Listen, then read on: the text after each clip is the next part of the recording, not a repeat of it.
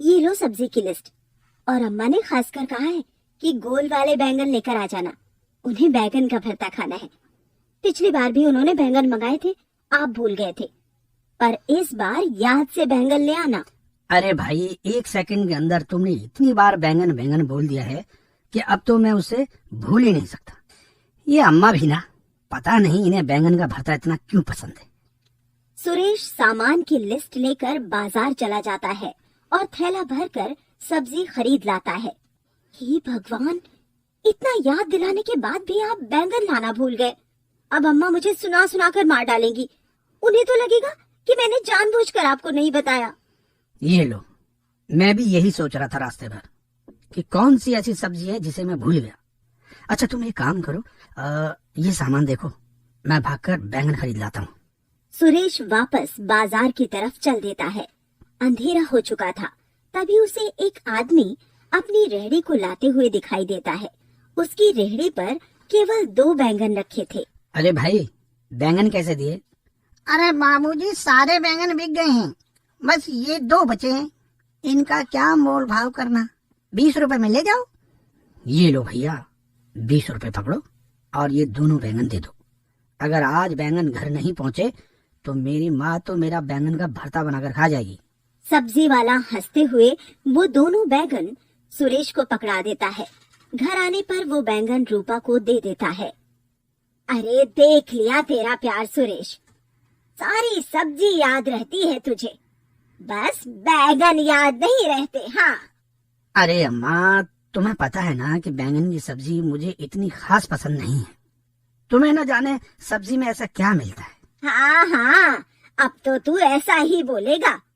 रूपा, अरे ओ रूपा, अब रात हो गई है, अभी रहने दे। कल सुबह तू मेरे लिए चटपटा सा बैंगन का भरता बना देना, ठीक है? ठीक है अम्मा। अगले दिन सुबह। देखो भाई, मेरे ऑफिस के लिए तुम टिफिन में कुछ और बनाकर दे देना। भगवान के वास्ते वो बैंगन का भरता तो बिल्कुल मत देना। अम्मा के लिए दोपहर में बना देना। हाँ हाँ, सबको बस यही लगता है कि इस घर में सबसे ज्यादा फ्री मैं ही हूँ। अभी कुछ बनाऊंगी, दोपहर में कुछ और बनाऊंगी। अच्छा तो तुम एक काम करो, दोनों सास बहू बैठकर बैंगन का भरता खाओ, मैं ऑफिस में ही कुछ मंगाकर खा लूंगा।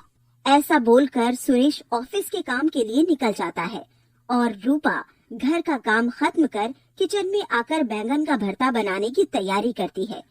एक बड़ा गोल वाला बैंगन लेती है और उस पर तेल लगाकर उसे चूल्हे पर रख देती है। अरे मार डाला, मार डाला, कैसे लोग हैं, सोने भी नहीं देते। अरे गरम आग पर बैठा दिया मुझे। बैंगन को उछलता हुआ देखकर रूपा डर कर किचन से बाहर निकल आती है। बैंगन अपने आप को आग से हटाकर ठंडे पानी में डाल देता है। तभी रूपा डरते डरते रसोई में आती है। अब वहाँ पर खड़े खड़े क्या देख रही हो? मैं ठंडे पानी में ठंड से कांप रहा हूँ, मुझे निकाल कर किसी कपड़े से पोंछ तो दो। भूत, भूत, ये बैंगन नहीं, ये तो भूत है। अरे जरा आंखें खोल कर देखो, मैं बैंगन ही हूँ, कोई भूत नहीं हूँ। ठंड के मारे अकड़ गया हूँ, जरा मुझे कपड़े में डाल दो। रूपा रसोई से भागने को हो ही रही थी, तभी वो बैंगन उससे रिक्वेस्ट करता है कि वो गलती से ज्यादा ठंडे पानी में गिर गया है, उसे बाहर निकाल ले। रूपा डरते डरते उस बैंगन को बाहर निकालकर कपड़े से पोंछ देती है। हाँ, शुक्र है, अब मैं अच्छा महसूस कर रहा हूँ। तुमने भी गजब कर दिया। आओ देखा ना ताओ, तेल लगाकर मुझे चूल्हे पर रख दिया है। इसमें मेरी क्या गलती है? मुझे थोड़ी पता था कि तुम बोलने वाले बैंगन हो। बोलने वाला नहीं, मैं एक जादुई बैंगन हूँ और मैं सब कुछ कर सकता हूँ। बताओ तुम्हें कौन सा काम करवाना है? फिलहाल तो दोपहर के खाने का समय हो गया है। अगर आज अम्मा को बैंगन का भरता ना मिला तो मेरा भरता बना देंगी। बस इतनी सी बात, तो ये लो। जादुई बैंगन अपने हरे डंठल को इधर उधर हिलाता है। रूपा देखती है कि रसोई में तरह तरह का खाना बना रखा हुआ है, जिसमें बैंगन का भरता भी है। तभी अम्मा रसोई में आती है। अरे रूपा, क्या कोई मेहमान आने वाला है? तूने तो मुझे बताया ही नहीं। इतना सारा खाना और वो भी इतना स्वादिष्ट, लाजवाब। नहीं नहीं अम्मा, मेहमान तो कोई नहीं आ रहा, बस ये तो इस जादुई बैगन ने अपना जादू दिखाने के लिए रख दिया है। जादुई बैगन? अरे तेरा दिमाग तो ठीक है। अरे ये जादू की कहानियां तो मेरे बचपन में मेरी दादी और नानी सुनाया करती थी। आज कहाँ जादू रह गया है, आज तो टीवी चलता है, फोन चलता है, जादू थोड़े चलता है। अरे अम्मा, जादू भी चलता है। सही से देखो, मैं जादुई बैंगन हूँ। बैंगन की आवाज सुनकर बैंगन की तरफ देखती है और उछल पड़ती है। क्या हुआ अम्मा, तुम तो चौंक गई? देख लिया, अब भी जादू चलता है। ये भगवान, ये मेरी आंखें क्या देख रही हैं? ये तो सचमुच में जादुई बैंगन है। कैसे पटर पटर बोल रहा है। अम्मा, बोल ही नहीं रहा हूँ, बल्कि इतना स्वादिष्ट खाना भी लगा दिया है। जरा खाकर तो बताओ। रूपा और अम्मा खाना खाने बैठ जाते हैं। खाना इतना लाजवाब था कि वो दोनों भूख से ज्यादा ही खा लेती हैं। हे भगवान, इतना सारा खाना खा गई हूँ कि पेट भी फटने को हो रहा है। अम्मा बिल्कुल सही कह रही हो, मेरी भी ऐसी ही हालत हो रही है। अरे मेरे होते हुए परेशान होने की जरूरत नहीं है, वो खाना तो मैं भी छूमंतर कर देता हूँ। थोड़ी ही देर में वो दोनों अपने आप को पहले जैसा महसूस करती हैं। अच्छा, तो तू जादुई बैंगन है, ये तो मैंने देख लिया। लेकिन इस खाना वाना बनाने के अलावा और क्या जादू जानता है? अम्मा, आप बताओ, आप कौन सा जादू देखना चाहती हैं?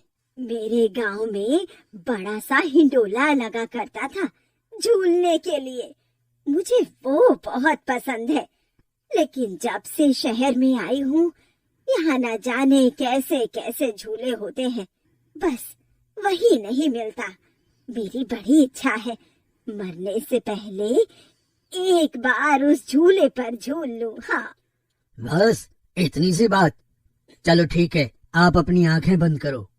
अब अम्मा जैसे ही अपनी आंखें बंद करती हैं, अपने आप को हिंडोले पर पाती हैं। जी भरकर झूलने के बाद अम्मा खुश हो जाती हैं और बैंगन से कहती हैं कि वापस घर चलो। शाम को जब सुरेश घर आता है तो बड़ा परेशान था। क्या हुआ? इतना परेशान क्यों लग रहे हो? तबीयत तो ठीक है ना? हाँ, तबीयत को तो कुछ नहीं हुआ है, बस आज ऑफिस में बहुत इम्पोर्टेंट फाइल गुम हो गई है। अगर वो कल सुबह तक मुझे नहीं मिली तो मेरी नौकरी चली जाएगी। ऐसा लग रहा है जैसे किसी ने जानबूझकर उस फाइल को गुम कर दिया। भगवान न करे आप पर कोई मुसीबत आए। सुरेश परेशान होकर इधर से उधर घूम रहा था। रूपा चाय बनाकर ले आती है। तभी उसे अचानक जादुई बैंगन की याद आती है और वो सुरेश से कहती है, आप बिल्कुल चिंता मत करो, मैं अभी जादुई बैंगन से पूछकर बताती हूँ कि आपकी फाइल कहाँ पर है। देखो रूपा, ये मजाक का समय नहीं है। कौन सा जादुई बैंगन? तभी रसोई में से बैंगन उछलता उछलता ड्राइंग रूम में आ जाता है और सुरेश से कहता है, क्या बात है दोस्त, अपने हाथों से मुझे देखभाल कर घर लेकर आए और भूल गए। चलो वो सब तो हम बाद में बैठकर बात करेंगे। अच्छा, तो तुम्हारी परेशानी ये है कि तुम्हारी इम्पोर्टेंट फाइल गुम हो गई है। तुम्हारा अंदाजा बिल्कुल सही है। तुम्हारा ही दोस्त किशोर ने वो फाइल उठाकर अपने ऑफिस की टेबल की ड्रॉ में रखी हुई है। किशोर ने? मैं तो उसे अपना अच्छा दोस्त मानता हूँ। आखिर उसने मेरे साथ ऐसा क्यों किया? क्योंकि उसे पता था कि फाइल के दिखाने के बाद तुम्हारी प्रमोशन पक्की है, जबकि उसकी अभी प्रमोशन दूर दूर तक भी नहीं है। खैर, तुम इन सब बातों को छोड़ो। कल सुबह जब तुम ऑफिस जाओगे, वो फाइल तुम्हें अपनी टेबल पर मिलेगी। तुम्हारा बहुत बहुत धन्यवाद दोस्त, तुम्हारी वजह से मेरी नौकरी बच गई। धन्यवाद देने की जरूरत नहीं है, ये तो मेरा काम है जिसमें मुझे बहुत मजा आता है। वैसे बड़ी हैरानी की बात है, उस दुकान वाले के पास में 2 ही बैंगन थे, उन्हें मैं ले आया। उसमें से एक जादुई बैंगन है, लगता है मेरी किस्मत बहुत अच्छी है। हाँ, मुझे भी लगता है तुम्हारी किस्मत बहुत अच्छी है, क्योंकि मैं पूरा टाइम उस दिन सबके हाथों में आने से खुद को बचाता रहा और आखिर में देखो तुम्हारे हाथों में आ ही गया। चलो भाई, अब तो हाथ मुंह धो लो, आपकी फाइल का मामला तो सुलझ गया है ना। सब लोग खाना खाने बैठ जाते हैं। जादुई बैंगन वहीं सोफे पर आराम से बैठा हुआ था। इस बैंगन को देखकर तो सचमुच मुझे बड़ी हैरानी हो रही है। जादुई बैंगन, वो भी हमारे घर। पर सुरेश बेटा, मैं सोच रही थी अगर जादू देखना ही है तो क्यों ना आज उन सब गरीब बच्चों की मदद करें जिनके पास उनकी जरूरत की चीजें भी नहीं है। अरे वाह माँ, तुमने तो बड़ा अच्छा सोचा। मैं भी यही सोच रहा था कि खाली बैठे बैठे मैं क्या करूं। हाँ अम्मा, ये सही रहेगा। परसों तुम्हारा जन्मदिन भी है। तुम्हारे जन्मदिन के उपलक्ष्य में हम गरीबों की मदद कर देते। देखो भाई, मुझे तो कोई आपत्ति नहीं है, पर मैं ज्यादा दिन एक जगह पर नहीं रह सकता। मैं 1 हफ्ते तक यहाँ रुकूंगा। जो काम करवाना है इस 1 हफ्ते के बीच में ही करवा लो।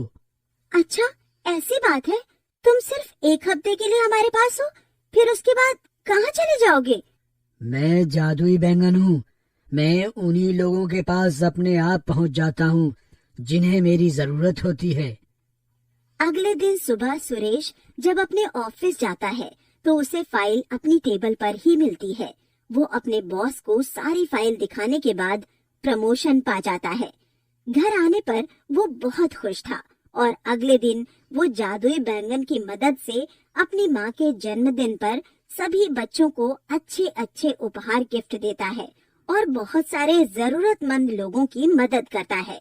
जादुई बैंगन भी कुछ दिन सुरेश के यहाँ रहने के बाद अपने आप एक रात वहाँ से गायब हो किसी और दूसरे जरूरतमंद के पास चला जाता है। अहिल्या अब जवान हो चुकी थी, लेकिन बचपन में मिली हुई सभी जिम्मेदारियों को वह आज भी उसी तरह निभा रही थी। बचपन में ही माता पिता के गुजर जाने के बाद अहिल्या अपनी दादी के साथ रहती थी और 12 साल की उम्र से ही वह अपनी दादी के साथ सब्जी बेचने का काम किया करती थी। समय के साथ साथ सब कुछ बदल जाता है। उसकी दादी अब काफी बूढ़ी हो चुकी थी और अहिल्या अब गली गली सब्जी बेचने के लिए जाया करती थी। सुबह सुबह सब्जियां ताजी रहती हैं अहिल्या, कहाँ मेरे चक्करों में पड़ी हुई है। अरे मेरे इतने हाथ पैर चलते हैं कि मैं अपना सामान उठा सकती हूँ। जा बेटा, जल्दी जा, काम को देर हो रही है। हाँ हाँ, बस करो दादी, मुझे पता है मेरे बाद घर में तुम कितने काम करती हो। चुपचाप यही बैठी रहती हो पूरा दिन। तुम्हें पता है मुझे तुम्हारी कितनी चिंता रहती है, इसलिए ये खाना पीना सब मैं यहाँ टेबल पर रख कर जाती हूँ। मेरी प्यारी दादी को किसी भी चीज की जरूरत हो तो वह उसे अपने पास ही मिले। ना जाने कौन से पुण्य किए होंगे मैंने जो तेरी जैसी पोती मिली है। अब तो कोई राजकुमार आए और तेरी शादी हो जाए।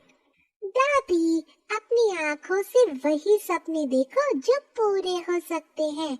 ये गरीब की कुटिया है, यहाँ कोई राजकुमार नहीं आने वाला। चलो अब मैं चलती हूँ।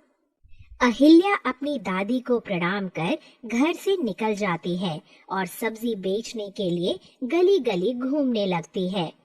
सब्जी ले लो, सब्जी, ताजा ताजा सब्जी, आलू, बैगन, भिंडी, तोरी, सब्जी ले लो, सब्जी, सब्जी वाली। अरे ओ सब्जी वाली, जरा इधर तो आ, क्या सब्जी है आज तेरे पास? आपको क्या चाहिए जीजी? मेरे पास तो आलू, बैगन, भिंडी, तोरी, हरा धनिया सब कुछ है। 2 बैगन दे दे, बढ़िया सा भरता बनाना है। अभी लो, इतने ताजा बैगन है कि भरता बड़ा मस्त बनेगा। हरा धनिया और हरी मिर्च भी दे दूं क्या? बगैर हरे धनिया और मिर्च की तो भरता बनने से रहा। ला, 10 रुपए का वो भी दे दे। अहिल्या उस औरत को सब्जी दे अगली गली में जाकर आवाज लगाने लगती है। सब्जी ले लो, सब्जी, ताजा ताजा सब्जी। अरे ओ सब्जी वाली, जरा 1 किलो भिंडी तो तोल दे। और देख, भिंडी कच्ची होनी चाहिए।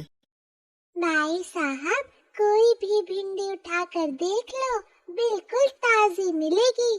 हाँ हाँ ठीक है, 1 किलो आलू भी तोल दो। अहिल्या टोकरी में से निकालकर सब्जियां खोलकर उस आदमी को दे देती है। तभी वहाँ पर 3-4 औरत और आ जाती हैं और वह सबको सब्जियां देने लगती है। सब्जी वाली, आज बड़ी देर से आई है तू। मैं कब से तेरा इंतजार कर रही थी। घर में मेहमान आने वाले हैं और आलू तक नहीं है घर में। ऐसा कर, जल्दी से 1 किलो आलू, हरा धनिया, हरी मिर्च और 1 किलो बैगन भी तोल दे। अरे जीजी, बैगन तो एक ही बचा है, आप कहो तो दे दूं? ना ना, रहने दे। तेरे एक बैगन से मेरे इतने बड़े कुनबे का भोजन नहीं बन पाएगा। औरत सब्जी लेकर घर के अंदर चली जाती है और पैसे लाकर अहिल्या को दे देती है। अहिल्या अपनी चुन्नी के कोने को खोलकर उसमें पैसे बांध लेती है और चलती चलती जब वह काफी थक जाती है तो एक मंदिर के बाहर बैठ जाती है। चलो, भगवान का शुक्र है, आज सारी सब्जियां हाथों हाथ निकल गई। अब ये एक बैगन बचा है। मैंने सुबह ही एक बैगन की सब्जी बनाई है, अब तो मन भी नहीं कर रहा। ऐसा करती हूँ, यहाँ मंदिर में रख देती हूँ, पुजारी के काम आ जाएगा या वो किसी और को दे देंगे। यह सोचकर अहिल्या बैगन को लेकर मंदिर में भगवान शिवलिंग के पास रख देती है। तभी उसे आवाज सुनाई देती है। भगवान के दर्शन हो गए मुझे तो, क्या ओहो भाग्य पाए हैं मैंने। धरती पर आने के बाद कभी सोचा न था कि इस तरह मंदिर में आकर भगवान के दर्शन करने को मिलेंगे। अहिल्या, तुमने तो मेरा मन खुश कर दिया। मांगो तो सही, क्या चाहिए? हे भगवान, ये मैं क्या देख सुन रही हूँ। सब्जियाँ भी कभी बोलती हैं। जरूर बैगन के अंदर कोई भूत होगा। नहीं नहीं नादान लड़की, मैं तो ये जादुई बैगन बोल रहा हूँ। मैं एक जादुई बैगन हूँ और आज तुम्हारी वजह से मैं आज मंदिर में भगवान के दर्शन कर पाया हूँ। मैं सब काम कर सकता हूँ। मुझे उठा लो अहिल्या, अपने घर ले चलो। आज के बाद मैं तुम्हारे साथ रहूंगा। तुम्हें जिस भी चीज की जरूरत हो मुझे बताना। तभी अहिल्या देखती है कि एक बूढ़ी औरत मंदिर में आती है और भगवान के आगे हाथ जोड़कर रोने लगती है। कितना तिरस्कार करवाएगा भोलेनाथ। 2 दिन से भूखे घूम रही हूँ। जिसके दर पर जाती हूँ सब मुझे लताड़ देते हैं। तूने मुझे इस धरती पर भेजा है, तू ही मेरे जलपान का प्रबंध कर, वरना तो मैं तेरी चौखट पर अपना सर पटक पटक कर मर जाऊंगी। ऐसा तो न कहो बूढ़ी माँ, भगवान के दर पर आकर भी इतना अविश्वास। दुनिया जहाँ से ठोकर मिल सकती है, लेकिन यहाँ भगवान के दर से नहीं। लगता है ये बूढ़ी अम्मा काफी दुखी है। इन्हें कई दिनों से खाना नहीं मिला है और ना ही इनके पास पैसे हैं। बहू बेटा ने घर से निकाल दिया है। हे भगवान, ये कौन बोल रहा है जिसने मेरे जीवन का चित्रण कर डाला? बूढ़ी अम्मा, मैं बोल रहा हूँ जादुई बैगन। अब तेरे सारे दुख के दिन बीत गए हैं। अब तू अपनी उस झोपड़ी में चली जा जहाँ तेरा बेटा बहू ने तुझे रहने के लिए दी है, और शाम को चमत्कार देख। फिलहाल तो तू पेट भर कर खाना खा, तू बहुत कमजोर लग रही है। देखते ही देखते वहाँ एक भोजन की थाली आ जाती है, जिसमें दाल, चावल, रोटी, सब्जी, दही और मीठा भी था। अहिल्या तो हैरान थी। वह बूढ़ी काकी भी बड़ा हैरान थी। वह भोजन करने लगी और अहिल्या और जादुई बैगन को आशीर्वाद देकर वहाँ से चली जाती है। जादुई बैगन के कहने पर अहिल्या उसे अपने साथ घर ले आती है। उधर शाम को बूढ़ी काकी की झोपड़ी में, हे भगवान, ये मेरा छोटा सा बक्सा इतना चमक क्यों रहा है? वह डर कर जैसे ही अपने उस छोटे से बक्से को खोलती है, हैरान हो जाती है। वह सोने से भरा हुआ था। तभी झोपड़ी में निकलती हुई रोशनी को देखकर उसके बेटे और बहू वहाँ आते हैं और बुढ़िया को सोने के साथ देखकर उसके पैर पकड़ लेते हैं। अरे माई, मुझे माफ कर दे। चल यहाँ झोपड़ी से, अब तुझे यहाँ रहने की जरूरत नहीं है। तू अब हमारे साथ रह। हाँ माई, हमारे साथ रह। हम जो आज तेरे साथ कर रहे हैं, वही कल हमारी औलाद हमारे साथ करेगी। अगर तुम सच में पश्चाताप से चलकर यहाँ आए हो, तो मैं तुम्हारे साथ चलती हूँ। हाँ, अगर तुम इस सोने के चमक को देखकर मेरे पास आए हो, तो यह सोना ही काफी है। मैं तुम जैसा बेटे और बहू और भी बना लूंगी। बूढ़ी औरत मन ही मन जादुई बैंगन को धन्यवाद देती है और अपने बेटा और बहू के साथ उसके बड़े घर में चली जाती है। उधर अहिल्या के साथ, अरे दादी ने अभी तक खाना नहीं खाया, लगता है इनकी तबीयत ठीक नहीं है। दादी, ओ दादी, क्या बात है? तूने आज सुबह से खाना क्यों नहीं खाया? क्या करूं बिटिया, आज बिल्कुल भी मन नहीं था खाना खाने का। सुबह से बड़ी घबराहट हो रही है। बस भगवान से प्रार्थना कर रही थी कि मुझे इतनी जल्दी मत उठा। अभी तो मुझे तेरे हाथ भी पीले करने हैं। अरे दादी, हाथ पीले होते हुए तो तुम तब देखोगी ना, जब तुम स्वस्थ रहोगी। चलो बैठो, जल्दी से खाना खाओ, मैं तुम्हें बिल्कुल ठीक कर दूंगा। तभी जादुई बैगन से रोशनी निकलती है और अहिल्या की दादी की चारपाई के चारों तरफ घूमने लगती है। देखते ही देखते उनके शरीर की सारी बीमारियां खत्म हो जाती हैं। हे भगवान, ये तो जादुई बैगन है, इसने तो कमाल ही कर दिया। अब मुझे बहुत अच्छा लग रहा है। मैं अपने आप को जवान और तरोताजा महसूस कर रही हूँ।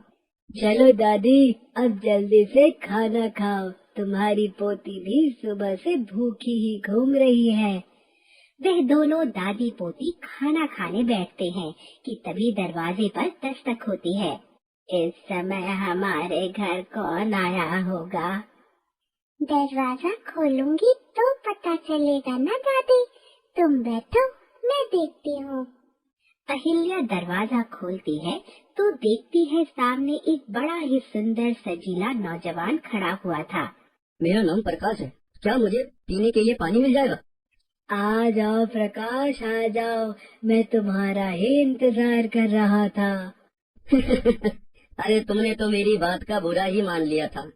तुम्हें पता है मैं तुम्हें कहाँ कहाँ ढूंढ रहा था, और एक तुम हो जो यहाँ बैठे हो। जादुई बैगन और प्रकाश को बातें करता हुआ देखकर अहिल्या और उसकी दादी हैरानी से दोनों की तरफ देख रही थी कि तभी प्रकाश दौड़ कर आता है और बैगन को उठाकर गले से लगा लेता है। तो मैं क्या करता, घर छोड़कर ना आता तो? तुमने उस दिन कहा कि अगर तुम कोई मेरे लिए लड़की ढूंढ सकते हो तो ढूंढो, तो मैंने तुम्हारे लिए एक अच्छी और सच्ची और सुलझी हुई लड़की देख ली है।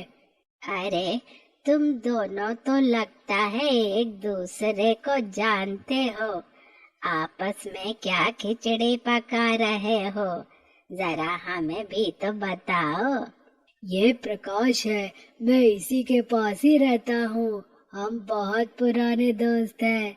प्रकाश के माता पिता चाहते हैं कि उसकी शादी एक बड़ी ही समझदार लड़की के साथ हो जाए, लेकिन वे ऐसी लड़की ढूंढ नहीं पा रहे थे। मैंने प्रकाश से कहा, तुम अपने लिए खुद एक लड़की ढूंढ लो। तब इसने गुस्से में कहा कि अगर तुम्हें ढूंढनी है तो ढूंढ लो। फिर मैं गुस्से में वहां से गायब हो गया और अहिल्या के पास आ गया। अहिल्या एक बहुत ही प्यारी लड़की है और प्रकाश, मैंने तुम्हारे लिए अहिल्या को पसंद किया है। ये सुनकर अहिल्या शर्मा जाती है। प्रकाश अहिल्या को ध्यान से देखता है तो वह अहिल्या को अपना दिल दे बैठता है। दादी माँ, अगर आपकी इजाजत हो तो क्या मैं अपने माता पिता को यहाँ बुला सकता हूँ? वे दोनों आपसे मेरी शादी की बात कर लेंगे। मेरी अहिल्या की तो किस्मत जाग गई। हाँ हाँ बेटा, क्यों नहीं, मैं भी अपनी पोती का विवाह करना चाहती हूँ। प्रकाश अहिल्या से पूछता है और अहिल्या भी हाँ बोल देती है। फिर प्रकाश वहाँ से चला जाता है और जादुई बैगन अहिल्या के घर को बड़ा सुंदर बना देता है। उसके पास सुंदर सुंदर कपड़े रख देता है। अब तो तुम भी राजकुमारी दिखाई दे रही हो अहिल्या। ये सब कुछ तुम्हारी वजह से ही तो हो रहा है। अगले दिन प्रकाश अपने माता पिता को लेकर आता है और कुछ दिनों बाद प्रकाश और अहिल्या की धूमधाम से शादी हो जाती है और प्रकाश दादी को भी अपने साथ ले जाता है। यह देखकर जादुई बैगन खुशी से